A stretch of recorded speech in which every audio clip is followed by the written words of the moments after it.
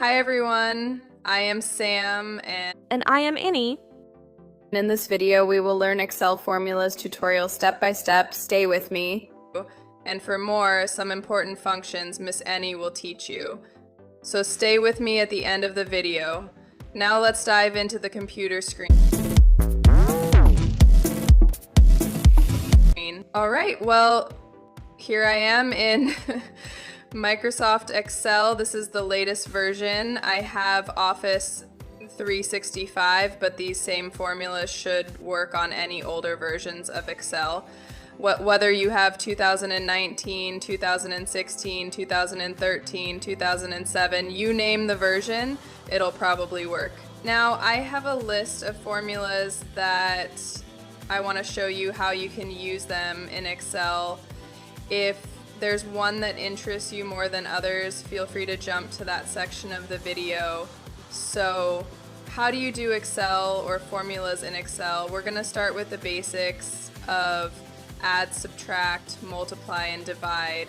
So, let's say that I have two numbers in cells. I have 1 and 1, and I want to add these up. How do I do that? Well, the key to doing formulas in Excel is you always start with the equal sign. So here I'm going to enter equal, and what I could do is I could say, well, what is 1 plus 1? So I could just enter that in, and you'll see that shows up in this formula bar up above. So what I'm going to do now is I'm just going to hit enter, and you'll see that it added those two values up.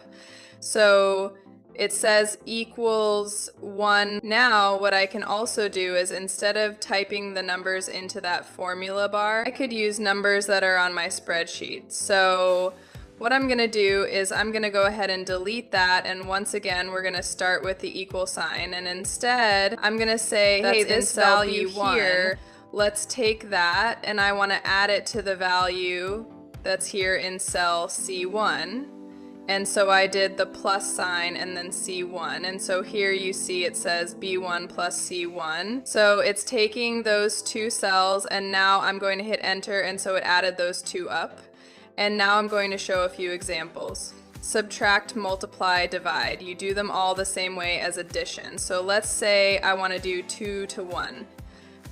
What I'll do is I'll do equals. We could do 2 to 1 and hit enter, and that'll tell us it's 1. But once again, I want to use the cells. So we're going to do cell B2, and we're going to subtract cell C2. And then I'm going to hit enter, and what do you know? 2, 1 is 1. And now we're going to do a few other examples. We're going to do 2, 2, and then we'll do 4/2. So let's do 2 multiply 2. So once again, we're going to enter the equal sign, and we're going to take cell B3 and then multiply. You can't enter an X here like the multiplication sign. Instead, what we're going to do is we enter the asterisk sign, and then we're going to multiply that by cell C3. Do that. So I'm going to click that, and 2 is 4, and here, same with division. I'm going to do 4, and then we're going to see how many times 2 goes into 4. The division sign on the computer is the /. So I'm going to enter the /, and then we're going to click on cell C4. And so we're going to do B4/C4. And what is 4/2, everyone? It is 2 times 2 goes into 4, or 2 times. So add, subtract, multiply, divide, those are all pretty straightforward. Now, let's say a little more difficult. Let's say that I wanted to add all these values up. Now, once again, you could enter a formula where you say, okay, well, 1 plus 2, it's going to take a long time. We have a lot of different cells, so we don't want to do that. I could also say, you know, this plus this plus this plus this, but that also is going to take a long time, and we don't want to do that. So that's where the sum formula comes in. It makes things a little bit easier for us, and what you could do is you do equals again, and then we type in sum, and then I'm going to do open parentheses, and then you'll hear it's giving you a little hint of what you need to do. So number 1, number 2, so here I could go in and I could say, you know, this one, and then it says insert a comma, so comma, comma, so I could do that, but that's still not that good. So we're gonna go to equals sum, and then open parentheses, and then I could just highlight all these numbers. So I'm just clicking with my mouse and dragging it, and then I hit enter, and that adds up all the values. It's 24, so super easy to do, and we're good there. Some of the other things I could do, min, that gives me the minimum value above. So here are all these values. Just by glancing at it, you can see that the minimum value I have here is 1. But what I could do is I could just type in min, and then we're gonna open my parentheses. I'm gonna highlight all my numbers that I wanna min for, and then I'm gonna close my parentheses. Now, so you tend to do that a lot when you enter a formula. You have a parentheses open and the parentheses closed. I'm gonna enter that. The minimum value there is 1. We could see what the max is. So here I'm going to highlight all these same numbers and then close the parentheses, and the max value that I have here is 4. If I now were to change this to 10, you'll see that this automatically updates to 10. Similarly, if I were to change that to 0, that would automatically say the minimum value is now 0. Okay. Now we want to look at count, and so what count does is you can basically count all the cells that have a number in them. So what I'll do is I'll say let's count, and I want to know in this, so in this set, let's say this set of numbers, how many cells are there that have a number. So I highlighted all those. I'm going to close the parentheses again, and I'm going to hit enter, and so it says there are 12 numbers. What's interesting is it only looks for cells that have a number in it. So, you know, here I could go and I could highlight all these, close the parentheses. It's still only telling me 12 because all these other cells that I copied have no value in it. Now, there's also something called COUNTA, and that counts all the cells that even just have a value in them. So we'll go equals again, COUNTA, and then I'm going to highlight. Let's highlight all these cells, and then I'll close it. 12, but let's say I type any name here, so it's counting any cell that has a value, so that counts Kevin, but the count formula is only counting cells with numbers, so that's why it didn't pick up the Kevin. And then here I could type in another value. Let's say I type in any city like Seattle or something else which you want, and so you see the count is picking up that cell. Alright, so moving on down here, we want to know the average now, so we're going to change it up a little bit. I'm going to type in, let's type in some salaries. Let's say that these are different income levels, and then I'm just going to throw on the dollar sign, so they actually look like dollar amounts. And so let's say I want to know the average income. I just type in average. Super easy. The name of the formula matches what you're trying to do, and then I'll just highlight those incomes. And then so the average is $42,500. You'll notice that the $100,000 is pulling the average up, and then you could also do the median. The median is the middlemost value, so you take all your values and you line them up. What is the value in the middle? So here I'm going to select these values, and we're going to see what the median is. It looks like the median is at $27,500. If I threw in, let's say, another value, let's extend that one more, then it'll pick the middlemost value. So there's $30,000. One thing you'll notice is the average is just an average across all the numbers. The median is the middlemost value, so the median is lower than the average. Now for more basics to advanced Excel formula, Miss Annie shows you. Hi, I am Annie. Welcome to our channel now, in time to learn some advanced formula, so stay at till end of the video, and now start with the SUMIF formula. But let's say if we want to use the sum. If formula, how will that help us? Let's highlight this particular cell, so I'm going to give it a yellow color. So let's say if we want to find the sum of only the Mazda vehicles, so we don't want to find the sum of all these numbers, but just basically a selected sum, we want to find the sum of a certain element in this list. So what we need to do is type in equal sum if parenthesis, and then we need to select a range. So the range will be the car type, and then comma, the criteria will be based on whatever is in this cell. Cell B, 14, and then comma, the sum range. So these are the numbers that we wish to add. Close parenthesis, enter. This should be the card type actually, instead of Mazda. Now we're going to put the word Mazda in this cell. And so notice that we get the total sum of all the Mazda vehicles. So that's 125 plus 142 plus 425. And you can check it if you type in equal sum 125, comma 142, comma 425, 425. It will give you 692. Now you could change it. Let's say if we want to find the sum of the Honda vehicles, it's automatically going to adjust. There's only one type of Honda vehicle in this list, so it's 174. If we want to find the sum of all the Toyota vehicles, just type it in, and it automatically gives us a sum. So we have 326 for Toyota, 89, and 274. So if we type in equal 326 plus 89 plus the other one, which is 274, we get 689. So the sum if function helps us to find the sum of a certain element in this list, rather than the sum of all of these numbers. Now let's move on to our for function, which is going to be the count function. So how can we use the count function? The count function allows us to count. If you read it, it says it counts the number of cells in a range that contains numbers. So we can use it to count this column.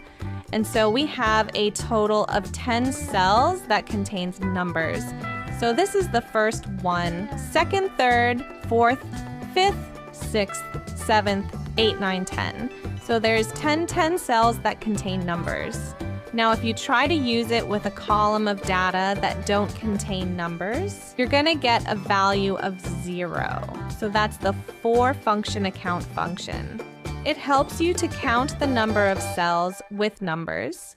The next one is the count function or count a function. And so this function allows you to basically count the number of cells that are not empty. So these could be cells with a text or a number. So if we highlight these cells, we're going to get a count of 10. Now let's say if we have Mazda, if we have a number 25, let's say we have Toyota, and then 37, and then let's say Jim, let's say Carla, 12. If we try to use the count function on this, it's only going to count 2 numbers because it counts 25 and 37. It doesn't count this one, which contains the letters and numbers. So that's the count function. If we use the count function or the count a function, it'll count every function that is not empty. And so it counts all of these functions. If we try to use it on this entire range, it still gives us 6. It doesn't count the empty cells. Now there is a function that does count the empty cells, and that is the Countblink function.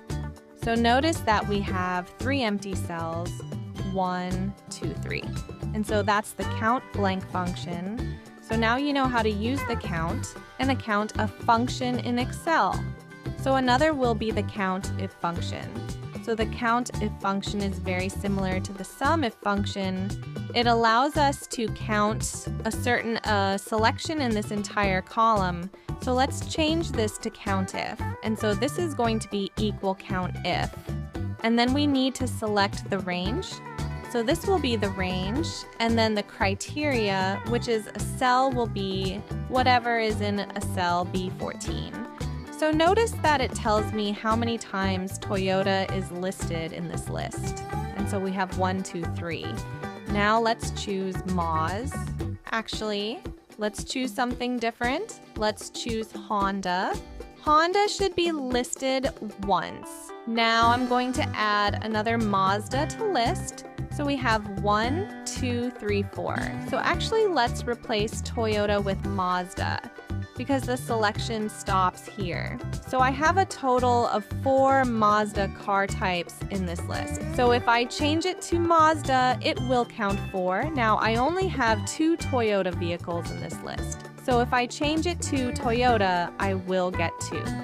And so that is the count in function. So instead of counting all the car types that we have here, which should be about 10, if we use the count function, the countif function allows us to count a certain selection in that list. It can allow us to count only the Toyota vehicles or only the Mazda vehicles. And so that's how you can use the countif function in this example. Next, how to calculate percentage in Excel. You can see a simple spreadsheet here with student names and their marks on my sheet. So we will be calculating what are the total marks obtained by the students in overall subjects and calculate what is the percentage. Now we will carry forward a few simple inbuilt functions in Excel to calculate that. First, we will be calculating the sum of marks. Equals to sum function and select the range of cells. Close the bracket, press enter. So you have the sum now, so we have to calculate it, repeat. So by clicking on the same formula, now we have the total of all the subjects for individual students, and now let's calculate percentage.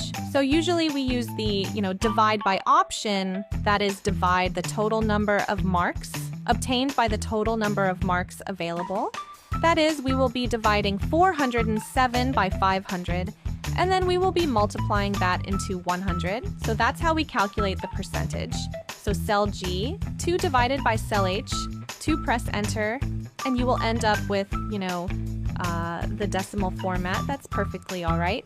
Now we have also extended the same formula for all our cells. Now select this overall column or select the highlighted cells, right? And get into the data type here. You have general. So that's why we have got that decimal format. But when you press percentage, you'll have the actual percentage of all the students according to their marks achieved. Next up, we have our next function, which is number 7 concantenate. So let's increase the width of that column, and let's turn this back into a white cell. So how can we use the concatenate function? Let's say if we have a list of names, the first name in column B and the last name in column C. And let's write some names. So let's say we have the name John Smith. Let's say Kelly Williams, and then Jackie Garcia, and then we'll say Lisa Clark, and let's say David Johnson. Now let's use the concatenate function. So I'm gonna type in equal cantonate, and then parentheses text 1, and then comma text to close parentheses. And so notice that it puts the information in column or in cell B2, and it connects it with the information in cell C2. And if I want to, I can extend this information now. Instead of doing that, notice that we need a space in between. So to put that space, go ahead and type in equal concatenate again, and then we'll type in cell B2. You can just highlight it. And then comma in quotations, type in your quotation. Mark space quotation, mark, and then comma cell C2, close parenthesis. So now it's going to put a space between columns B and C.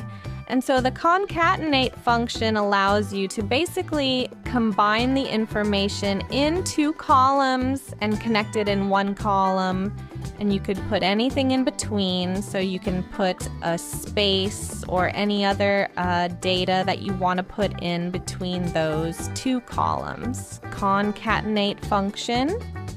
If function, how can we use that? So let's say if we have the name of a fruit, let's say apple, orange, lemon, or let's say banana. So equal, if so, the logical tests will be based on cell B3. So if B3 is, let's say, an orange, I want Excel to tell me that it's true.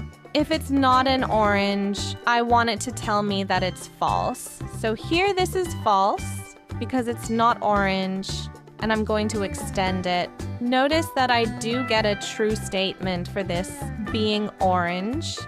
if I change this to orange, it becomes true. If I change that to an apple, it becomes false. And so that's one way in which you could use the if statement. You can also use it to say something other than true and false. So let's say if cell B3 is a lemon. So for words, you need to put in quotation marks, comma. Now, instead of typing true, I want to type in yes. So I have to put quotations yes. And the next one I can type in no, or I could say it is not a lemon, whatever. I decide to write here, it's going to replace the word false with that statement if it's not true. So here, I don't have a lemon, so it is not a lemon. And now I can extend this. This one is a lemon, so I get an output of yes. Now there's some other ways in which we can use the if function. So let's say if we have some numbers, 15, 25, 50, and 84. So let's say if equals, if cell B9, let's say if that is greater than 30, if that statement is true, I want Excel to basically perform a calculation rather than saying yes or no. And so that calculation will be, let's see if it's true, I want Excel to multiply B9 by 10. If it's false, I want it to return a value of 0. And so in this case, B9 is not greater than 30, 15 is less than 30, so I got a value of 0. And now let's extend it here. 50 is greater than 30. So this cell, it performed the calculation that I wanted to do. That is 50 times 10, I got 500. And here 84 is above 30. So it multiplied 84 by 10, giving me 840. Now let's do something else. So let's do if, and let's start with B9 again. So let's say B9 is less than 30. So this time I'm going to want Excel to basically take B9 and multiply it by, or rather subtract it by 10. Let's do something different. And if it's false, I want it to divide B9 by 10. So here we know that 15 is less than 30. So we have the true statement, and thus we're going to subtract the 9 by 10, giving us 5, and this is less than 30. So we do 25 minus 10, giving us 15. Now for this statement is false. So we get the calculation that's involved with the false statement, 50 is not less than 30. So for the false statement, I wanted cell B11 to be divided by 10. So 50 divided by 10 is 5. And the same is true for this 184 divided by 10 is 8.4. And so you can make Excel perform certain calculations if the information in this cell is true or false based on your parameters. So let's say if we're analyzing this cell, and let's say it has two options, yes or no. So we can write if cell B14, let's say if it's yes, so let's put that in quotations. So if we have a yes entry in cell B14, what we're going to do is we're going to take the sum of this column, and if the statement is false, meaning, let's say if we don't have a yes, such as let's say if we have a no, then instead of taking the sum, I'm going to take the average of this column. So this is a yes, which means I get the sum of those numbers. So if I type in equal 15 plus 25 plus 50 plus 84, I get 174. Now if I type in no, I'm going to get the average instead. So if we type in equal average 15, 25, 50, and 84, you'll get 43.5. And so by changing yes or no, I can basically cause Excel to perform a certain calculation. The calculation if the statement is true, in this case sum, or the calculation if the statement is false, in this case, average. And so that's how you can use the if function in Excel. Now is the vlookup function. So that's the next one we're going to talk about. So how can we use the vlookup function? Well, first, let me fill in some information. So we're going to write the name of the individual, the email address, let's say a phone number, and also their annual revenue. I'm going to have to make this column bigger and this one smaller. So let's say, once again, we have John Smith, let's say Lucy Johnson, Aaron Clark, David Wilson, and Ronald James.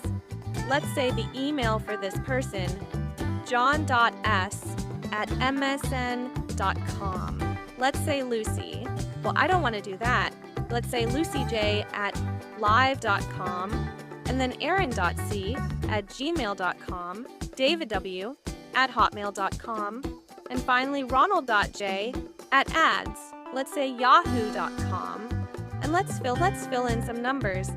So let's say this is 243 and then 1125-7463.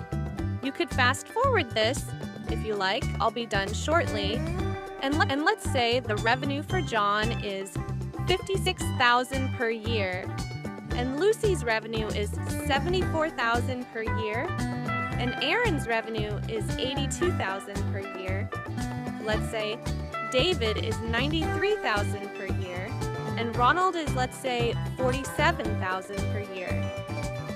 Now, let's talk about how we can use the vlookup function to look up information for these individuals.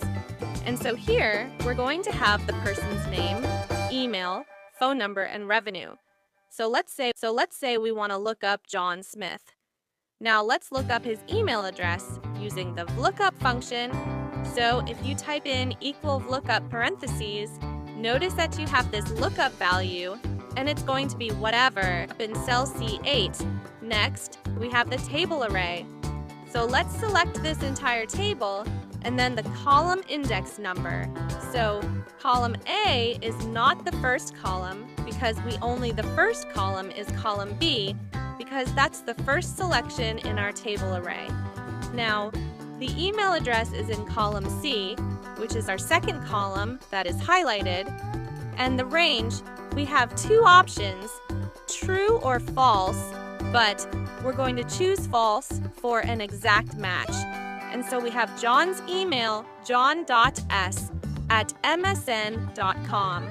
So if we change his name to, let's say, Lucy Johnson, automatically the email address will be updated.